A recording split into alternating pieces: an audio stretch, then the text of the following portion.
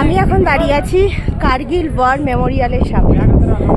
এই Kargil war Memorial কেন famous, কেন বিখ্যাত, সেটা আমি আপনাদের সব জানাতে থাকবো। আপনারা আমার সঙ্গে থাকুন এবং ভিডিওটা দেখতে থাকুন। দেখুন এখানে কতগুলো স্ট্যাচু করা আছে। আর এই হলো এন্ট্রি গেট কার্গিল ওয়ার মেমোরিয়ালের। আপনারা থাকুন, আমি ভিতরে ঢুকে সব দেখাচ্ছি। আপনারা দেখতে পাচ্ছেন এই হচ্ছে ইন্ডিয়ান ফ্ল্যাগ, আর এখানে উঠছে হাওয়ায়। আর এই হচ্ছে আমার জওয়ান, যে যে জওয়ানরা কার্গিলের যুদ্ধে শহীদ হয়েছিল তাদেরই এখানে সমস্ত নাম লেখা আছে, দেখতে পাচ্ছ।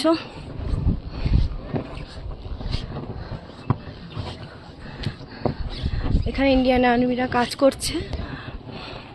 আমরা সবাই জানি যে 1999-এ মে মাসে এরকমই একটা সময়ে 8ই মেতে এলওসি পার করে পাকিস্তানের সেনাদের সাহায্যে এবং বিভিন্ন জঙ্গিরা ঢুকে এসেছিল, এসে আমাদের এখানে আক্রমণ চালিয়েছিল। তো সেই আক্রমণ যখন চালিয়েছিল, সেই খবর পাওয়া মাত্র ইন্ডিয়ান আর্মিরা কিভাবে সেটাকে ট্র্যাকেল করেছিল, মানে সেই ইতিহাস শুনলে সত্যিই চোখে জল চলে আসে। আর আপনারা দেখতে পাচ্ছেন এই যে সামনে যেটা আছে, এটা হচ্ছে অমর জ্যোতি বলা হয়। এই যে এখানে যে বীর শহীদরা মারা গেছিলেন 1999-এ কার্গিল ওয়ারে, তাদেরই স্মৃতির জন্যে এখানে এই যে দ্বীপটা, এটা প্রজ্বলিত হয়ে থাকে। আপনাদেরকে দেখাই, এই দ্বীপটা সবসময় এটা জ্বলে। এই দ্বীপটা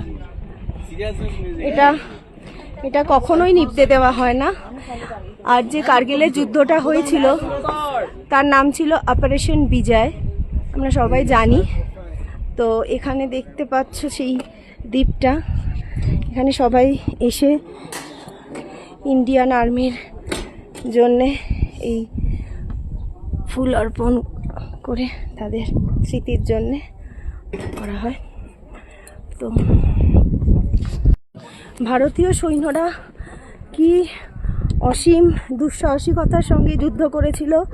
এই যুদ্ধে ভারতীয় সৈন্যের প্রচুর সৈন্যরা প্রাণ হারিয়ে গেছিল। তো এই হলো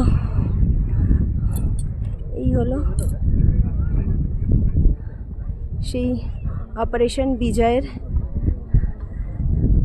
মেমোরিতে তৈরি। এখানে লেখাই আছে, দেখতে পাচ্ছেন, this memorial is dedicated to the braver who gave their today for our tomorrow are presented to the nation. দেখতেই পাচ্ছ।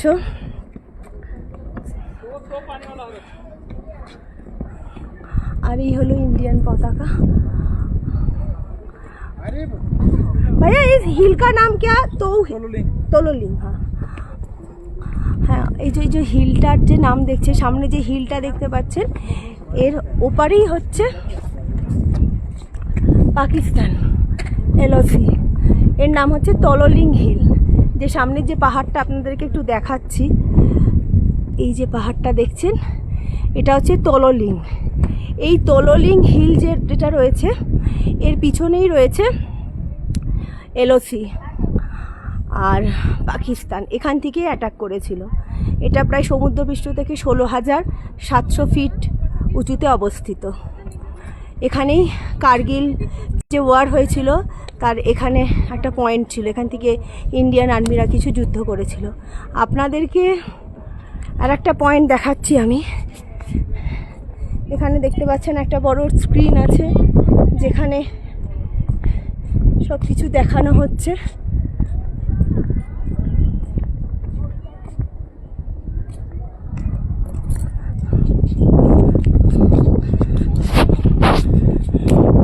এবার আমি যাচ্ছি এমন একটা জায়গায় যেখানে আজ পর্যন্ত যারা শহীদ হয়েছেন এই ভারতীয় আর্মিরা, এখানে তাদের স্মৃতির জন্যে সমাধি স্থাপন করা রয়েছে, সেটাও আপনাদেরকে দেখাচ্ছি।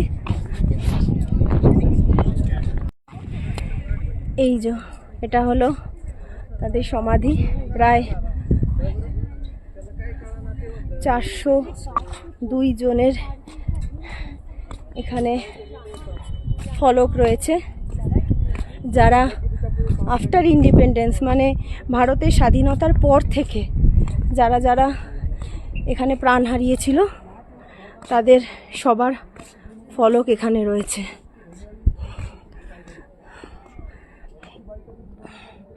দেখতেই পাচ্ছ এখানে লেখা আছে, এরমভাবেই ফলকগুলো বানানো হয়েছে। ইন মেমোরি অফ নাম্বার এত GDSM Gurudev Singh of one guards who made the supreme sacrifice while surviving the nations of 4 June 1605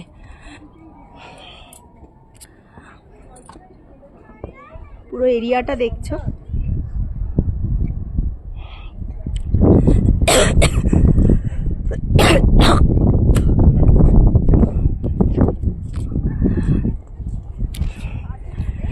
আর একটা জিনিস তোমাদেরকে দেখাই, কার্গিল যুদ্ধ যেখান থেকে বিক্রম বাত্রা করেছিল, যেটার নাম হচ্ছে টাইগার হিল। এই হলো, দেখাচ্ছি এক মিনিট। এই যে দূরে যে পিকটা দেখতে পাচ্ছ মাউন্টেন কেভড, এটা প্রায় 17,000 ফিট উচ্চতায় অবস্থিত।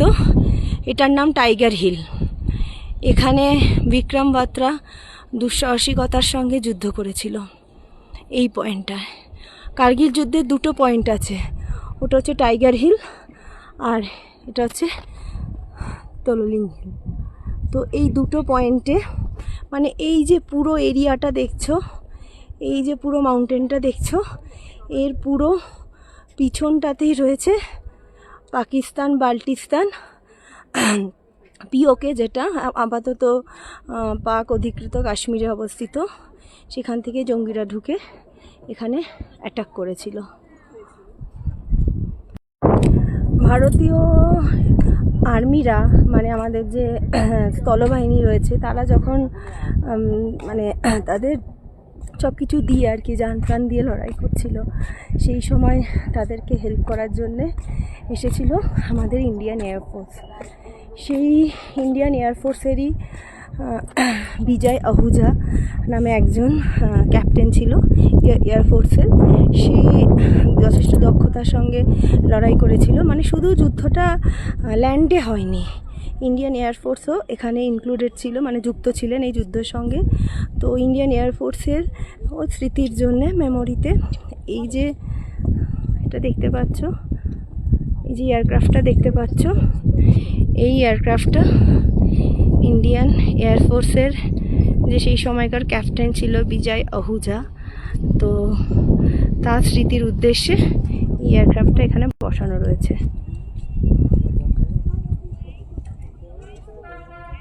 এই যে এটা দেখতে পাচ্ছেন, এটা হচ্ছে একটা মিসাইল বলুন বা এটাকে একটা অস্ত্র বলুন, উইপেন বলতে পারেন ইন্ডিয়ান এয়ার আর্মির। এই উইপেনটা খুব লাইট ওয়েট, এতটাই লাইট ওয়েট যে এটাকে ইজিলি হেলিকপ্টার করে ক্যারি করা যেত।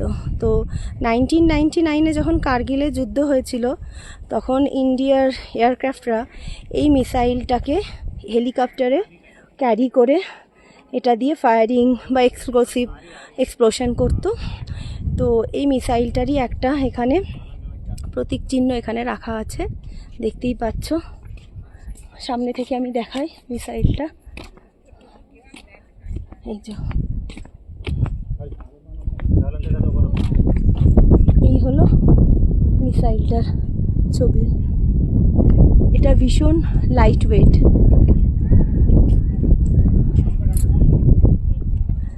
আর একটা মিসাইল দেখাই আপনাদেরকে, যেটা 40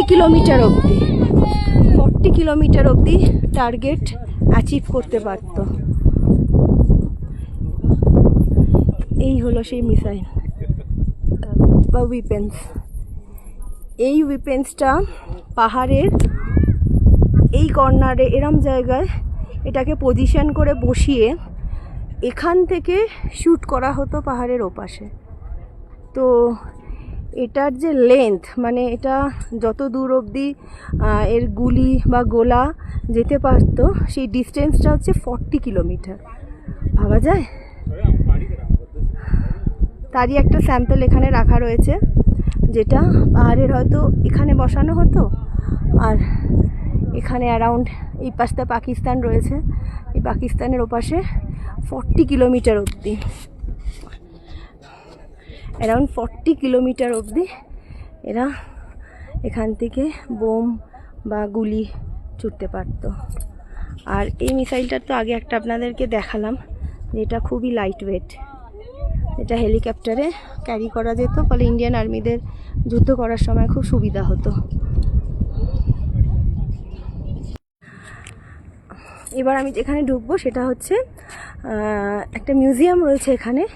এই মিউজিয়ামে ইন্ডিয়ান আর্মিরা যে উইপেন্স বা যে সমস্ত অস্ত্রশস্ত্র যা কিছু আধুনিক যা কিছু ব্যবহার করেছিল তার সমস্ত কিছু এখানে রাখা রয়েছে, এবং সেটার জন্য মিউজিয়ামটা বানানো হয়েছে। আমরা তো খুব শান্তিতে ঘুমাই, শান্তিতে থাকি, কিন্তু তার পিছনে ইন্ডিয়ান আর্মির যে কত অবদান রয়েছে সেটা এখানে না আসলে বোঝা যায় না। মাঝে মাঝে তো আমার চোখে জলই চলে আসে যে সত্যি এরা দেশের জন্য কি করেনি।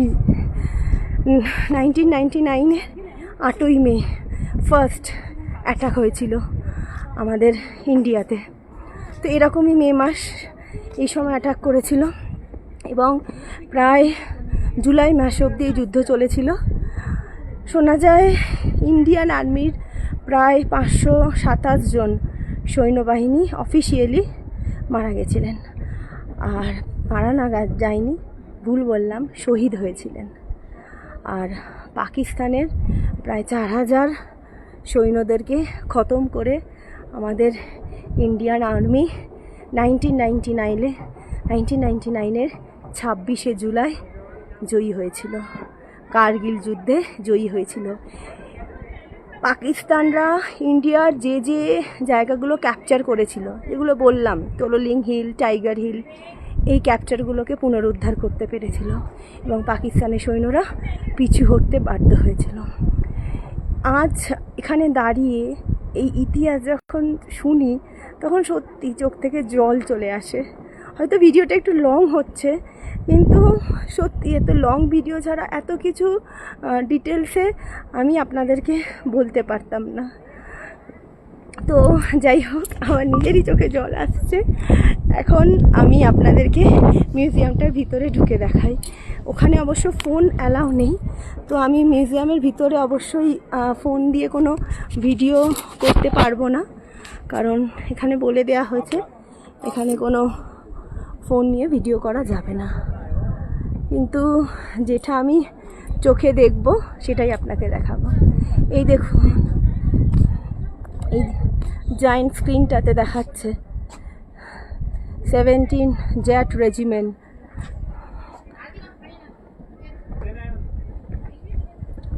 অনুজ নায়ার ক্যাপ্টেন, এ মহাবীর চক্র পেয়েছিল।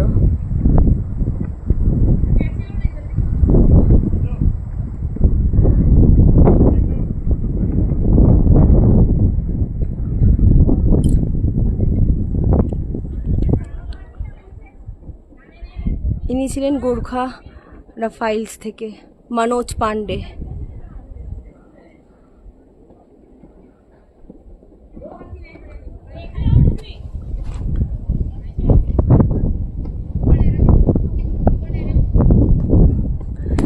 এখানে দুটো পরপর জায়েন্ট স্ক্রিন রয়েছে, যেখানে বিভিন্ন ডকুমেন্টারি করে দেখানো হচ্ছে যে কিভাবে 1999-এ এই যুদ্ধটা ইন্ডিয়ান আর্মিরা পরিচালনা করেছিল, তারই বিভিন্ন ডকুমেন্টারি এখানে দেখানো হচ্ছে এই দুটো জায়েন্ট স্ক্রিনে। তো আর এই সামনে আমাদের ভারতীয় পতাকা উঠছে। জয় হিন্দ, জয় হিন্দ, জয় হিন্দ। এই হলো ক্যাপ্টেন বিক্রম বাত্রার স্মৃতিসৌধ। কার্গিল যে মিউজিয়ামটা ছিল সেখানে ঢুকে যে ইনফরমেশনগুলো জানলাম সেগুলো সত্যি চোখে জল এনে যাওয়ার মতো। আমরা এখানে একটা হলে ডকুমেন্টারিও দেখলাম যে কিভাবে যুদ্ধ হয়েছিল। যেটা বললো ভারতীয় সৈন্যরা 1998-এ আগে অবধি নিয়ম ছিল যে ভারতীয় সৈন্যরা আর আমাদের পাকিস্তানি সৈন্যরা যখন উইন্টার হবে তখন তারা পাহাড় থেকে ওই পিকগুলো থেকে নিচে নেমে আসবে, আর যখন সামার হবে তখন তারা আবার পিকের উপরে গিয়ে পাহারা দেবে। কিন্তু 1998-এর উইন্টারে ইন্ডিয়ান আর্মি যেমন নিচে আসে নিচে নেমে এসেছিল, কিন্তু পাকিস্তানের আর্মিরা চালাকি করে ওরা নিচে নামেনি উইন্টারে, ওরা ওখানেই ঘাঁটি বেঁধেছিল। শুধু তাই না, ইন্ডিয়ার যে সেক্টরগুলো ছিল, 4টে মেন সেক্টর ছিল, বাতালিক, দ্রাস, কার্গিল, টুকটুক। এই 4টে সেক্টর প্রায় 150 কিলোমিটার। আপনাদেরকে দেখায়, এই যে পাহাড়টা দেখছেন এটা সাউথ থেকে নর্থ অবধি প্রায় 150 কিলোমিটার এরিয়া ওরা দখল করে নিয়েছিল। এবার অটোমেটিক্যালি যখন সামার সিজন এসেছে, এই মে মাসে যখন বরফ গলে গেছে, যখন ইন্ডিয়ান আর্মি পাহাড়ের উপরে উঠেছে, তার আগে যারা শেপার্ড বয় থাকে, রাখালরা, তার আগে ইন্ডিয়ান আর্মিদের কাছে খবর দিয়েছিল যে এরকম পাকিস্তানের যে সৈন্যরা ছিল তারা ইন্ডিয়ান আর্মির যে মেন টপ পয়েন্টসগুলো ছিল সেগুলোকে দখল করে বসে আছে। তো ইন্ডিয়ান আর্মির কাছে এটা খুবই চ্যালেঞ্জিং বিষয় ছিল যে এই নিচ থেকে, ওরা তো উপরে আছে পাহাড়ের, ওরা উপরে এরম জায়গায় আছে, এর থেকে আরও উপরে, আর ইন্ডিয়ান আর্মি ছিল নিচে। এই নিচ থেকে উপরে যুদ্ধ চালানোটা যে কতটা কঠিন, তখন ইন্ডিয়ান আর্মি যখন জানতে পারলো, সামারে 8 মে ফার্স্ট অ্যাটাক করেছিল ইন্ডিয়ান আর্মি, তখন পাকিস্তান আর্মির 2 জন সোলজার মারা যেত, ইন্ডিয়ান আর্মির 8 জন সোলজার মারা যেত। যাই হোক, এইভাবে 26শে জুলাই অবধি বিভিন্ন ইন্ডিয়ান আর্মির যারা ক্যাপ্টেন ছিল তারা সবাই মিলে যুদ্ধ করলো। শুধু না, ইন্ডিয়ান যে এয়ারফোর্স ছিল, যেটাকে ওরা এটার নাম দিয়েছিল অপারেশন বিজয়, আর ইন্ডিয়ান এয়ারফোর্স যেটা করেছিল সেটার নাম ছিল সফেদ সাগর, আর জলেও একটা ইন্ডিয়ান যারা নেভি ছিল তারাও যুদ্ধ করেছিল। মোট 3 বাহিনী, মানে ল্যান্ড, ওয়াটার অ্যান্ড এয়ারফোর্স, সবাই মিলে এই যুদ্ধটা পরিচালনা করে 26শে জুলাই ভারতের 150 কিলোমিটার এরিয়া পাকিস্তানের হাত থেকে মুক্ত করতে পেরেছিল। এবং সেই দিন থেকে 26শে জুলাই প্রত্যেক বছর আমরা বিজয় দিবস পালন করি, কার্গিল বিজয় দিবস। এবং ওই দিনটা ছিল বিজয় অপারেশনের সাকসেসফুল দিন। তো আমরা মিউজিয়ামের ভিতরে দেখলাম পাকিস্তানের আর্মিরা যে সমস্ত উইপেন্স, যে সমস্ত তাদের যে যারা ক্যাপ্টেন ছিল তাদের যে সমস্ত টুপি, হ্যাটস, গ্লাভস যা কিছু পাওয়া গেছে, ওদের উইপেন্সগুলোকে সব নিচের দিকে মুখ করে রাখা। আমরা ইন্ডিয়ান উইপেন্সগুলোকে দেখলাম যে সব এগুলো দেখুন, আপনাদেরকে আগেও দেখিয়েছিলাম, উপরের দিকে মুখ করে রাখা।